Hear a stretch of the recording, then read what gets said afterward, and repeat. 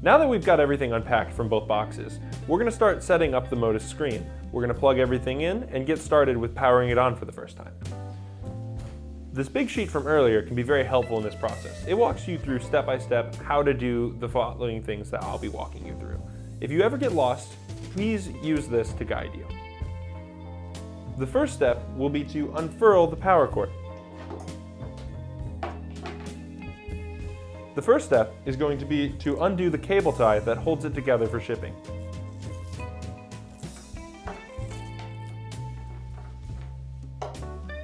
Now that we've got that unfurled, we're going to take the power cord, labeled power cord, and plug it into the wall.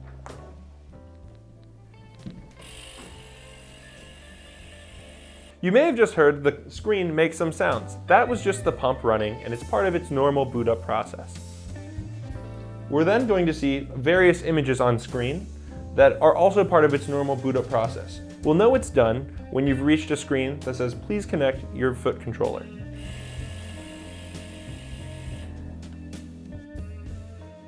You may see some white text in the top left corner of the screen. That's totally normal.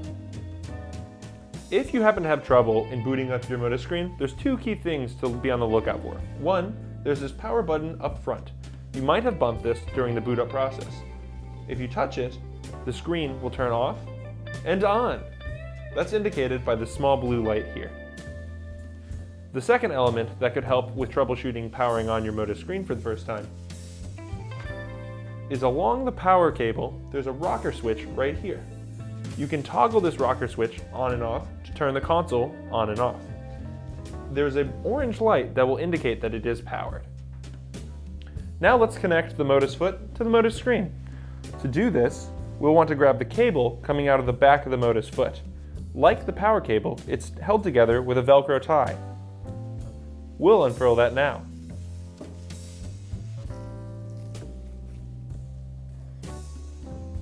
Notice there are two different connectors on the end of this cable. One labeled cable A and another labeled cable B. We'll connect those to the corresponding spots on the back of the Motus screen. First, let's connect cable A. Cable A is this gray hose with the white connector on the end. We'll plug it into this port labeled cable A on the back of the console. You'll press this in and it may take some force, and you'll hear a click when you've done it correctly, like so. From here, we'll plug in cable B. Cable B is this black USB cable. It goes into the port labeled cable B here. Note that this has a correct orientation, so you might need to try it once or twice to get it lined up right. Now that we've got everything plugged in, let's go ahead and grab the screen and rotate it so we can get a better look. Once it's done setting up, the first thing you'll see is an inspirational video of other stroke survivors like you with the successes they've been able to achieve using the Motus hand and foot.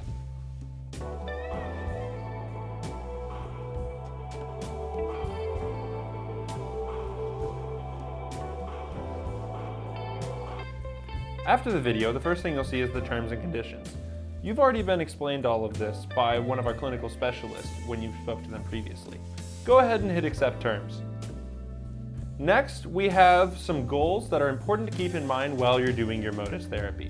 So we want you to go through, read all of these, and think about them. First, I will do my best to achieve my daily hours goal. I'm going to go ahead and check that box.